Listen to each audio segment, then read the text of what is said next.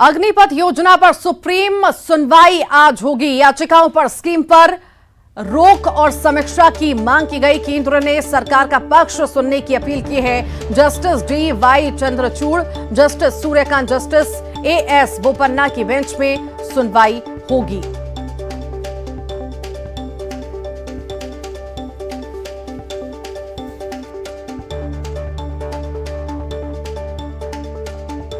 और इसी पर अधिक जानकारी के लिए सुशील पांडे हमारे साथ जुड़ गए हैं। सुशील, अग्निपथ योजना पर सुप्रीम सुनवाई आज होने जा रही है।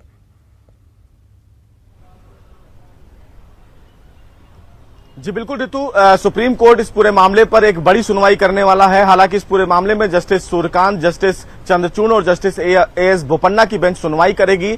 हालांकि इस पूरे मामले में लगभग 3 याचिकाएं सुप्रीम कोर्ट में दाखिल की गई हैं, जिसमें इस पूरे स्कीम की न केवल समीक्षा की बात कही गई है, बल्कि इस पूरी स्कीम पर रोक लगाने की बात कही गई है। सुप्रीम कोर्ट में जो अर्जी दाखिल की गई है उसमें यह भी मांग की गई है ऋतु की जो तमाम ऐसे बच्चे हैं जिनका सिलेक्शन प्रोसीजर पूरा हो चुका है, उनको सिर्फ अपॉइंटमेंट का इंतजार है, उनके भविष्य को लेकर फिलहाल डिफेंस मिनिस्ट्री की तरफ से क्या कार्रवाई की जा रही है उसकी भी मांग की गई है। और यह कहा गया है सुप्रीम कोर्ट से कि जब तक सुप्रीम कोर्ट इस पूरे स्कीम की समीक्षा ना करे तब तक इस पूरे स्कीम को लागू ना किया जाए। आपको बता दूं कि केंद्र सरकार ने इस पूरे याचिका के बाद एक कैविएट अर्जी सुप्रीम कोर्ट में दाखिल की थी और यह कहा था कि सुप्रीम कोर्ट बिना केंद्र सरकार के पक्ष को सुने कोई भी आदेश जारी ना करे। तो आज की सुनवाई बेहद क्रूशियल होगी, क्योंकि अग्निपथ स्कीम को लेकर राज्यों में एक बड़ा हंगामा देखने को मिला था। तमाम राज्यों के जो युवा छात्र थे जो इस पूरी डिफेंस में आने की तैयारी कर रहे थे, वो इस पूरे अग्निपथ स्कीम के बाद खासा नाराज दिखे।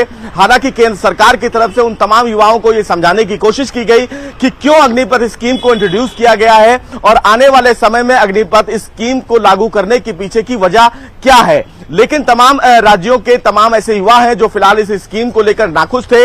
हालांकि आर्मी की तरफ से यह खुद बताया गया कि इस स्कीम को लागू करने के फायदे क्या हैं, लेकिन अब सुप्रीम कोर्ट में ऑन रिकॉर्ड डिफेंस मिनिस्ट्री ये बताएगी कि क्यों अग्निपथ स्कीम को इंप्लीमेंट किया गया है और इसके पीछे की वजह फिलहाल डिफेंस सेक्टर में क्यों की गई है। लेकिन सबसे महत्वपूर्ण बात इस मामले में यह है कि न केवल डिफेंस मिनिस्ट्री बल्कि जो थल सेना है, वायु सेना है और एयरफोर्स है, माफ कीजिएगा नेवी है, इन तमाम छात्रों में एक बड़ा जो तैयारी कर रहे थे उनमें एक बड़ी नाराजगी ये थी कि तमाम छात्रों का जो सिलेक्शन प्रोसीजर है वो पूरा हो चुका है और वो अपने अपॉइंटमेंट का इंतजार कर रहे हैं। तो उनको फिलहाल इस अग्निपथ स्कीम के दायरे से बाहर रखा जाए और उनके अपॉइंटमेंट की प्रक्रिया को पूरा किया जाए, क्योंकि ऑलरेडी उनका जो उम्र है वो पूरा हो चुका है। और अगर अग्निपथ स्कीम को इंट्रोड्यूस किया जाएगा, इंप्लीमेंट किया जाएगा, तो उनका भविष्य अधर में लटक जाएगा। तो ऐसे में अब सरकार को यह बताना होगा सुप्रीम कोर्ट में जब सुनवाई की प्रक्रिया आगे बढ़ेगी कि क्या उन छात्रों के भविष्य के लिए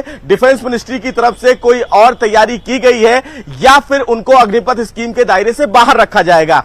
चूंकि आज सुप्रीम कोर्ट में इस मामले की पहली सुनवाई है तो याचिकाकर्ता सुप्रीम कोर्ट में अपनी दलीलें रखेंगे, केंद्र सरकार की तरफ से पक्ष रखा जाएगा, उसके बाद सुप्रीम कोर्ट इस मामले में कोई अहम आदेश जारी कर सकता है। चूंकि पहली हियरिंग है तो संभवतः ये माना जा सकता है कि सुप्रीम कोर्ट केंद्र सरकार को नोटिस जारी करे। लेकिन अब जो भी फिलहाल प्रक्रिया इस पूरे मामले में सुनवाई को लेकर आगे बढ़ेगी उसमें अब सरकार के द्वारा ऑन रिकॉर्ड ये जानकारी दी जाएगी कि आखिर अग्निपथ स्कीम को इंप्लीमेंट या उसको इंट्रोड्यूस करने के पीछे सरकार की वजह क्या है। ठीक, बहुत शुक्रिया सुशील जानकारी को साझा करने के लिए।